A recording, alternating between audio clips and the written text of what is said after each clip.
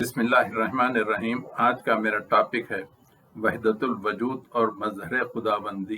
دیوبندیوں کے شیخ العرب و عجم حاجی امداد اللہ متوفی 1899 نے بعض مقامات پر ظاہر و مظہر کے الفاظ استعمال کیے ہیں۔ ان کے معنی پر غور کیجیے کہ ظاہر و مظہر سے مراد صفات ذات الہی ہے اور پرتو یعنی اس کا سایہ ہے، جیسا کہ حاجی امداد اللہ کے اس بیان سے اس کے معنی ظاہر ہوتے ہیں۔ فرماتے ہیں ابلیس نابکار نے ظاہر پر نظر کی اور نظر باطن پر نہ کی کہ آدم مظہر کس کے ہیں۔ یعنی اگر ابلیس کو معلوم ہو جاتا کہ آدم اللہ تعالیٰ کے مظہر ہیں تو وہ ضرور آدم کو سجدہ کر لیتا۔ یہاں مظہر سے مراد پرتو یعنی سایہ ہے۔ اسی طرح کا ایک اور واقعہ حاجی امداد اللہ کے زبانی سنیے۔ فرماتے ہیں کہ حضرت شیخ ابن عربی عکوس یعنی سائے میں معائنہ اصل کا کرتے تھے، پس یہ چیزیں ان کے واسطے بمنزلہ آئینے کے تھیں۔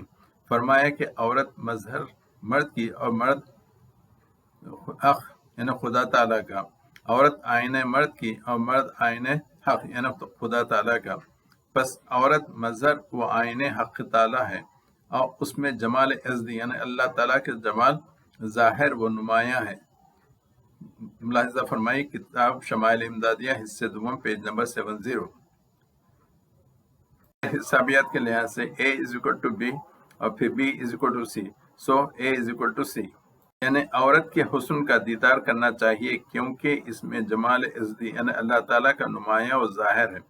اور پھر شیخ صاحب تو یعنی ابن عربی تو عکس میں اصل کا معائنہ کرتے تھے، یعنی عورت کا حسن عکس الہی ہے، اس لیے عورت کے حسن میں اللہ کو دیکھتے تھے، یعنی ابن عربی، کیونکہ عکس ان کے لیے بمنزلہ آئینے کے ہوتے تھے۔ چونکہ مظہر یعنی مخلوق جب ذات الہی کے ہیں تو اس کا مطلب ہے کہ یہ مظہر قبل ظہور ذات الہی میں بھی موجود تھے۔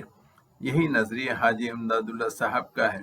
فرماتے ہیں بندہ قبل وجود خود باطن خدا تھا اور خدا ظاہر بند و کنت و کنزن مخفیہ الگ۔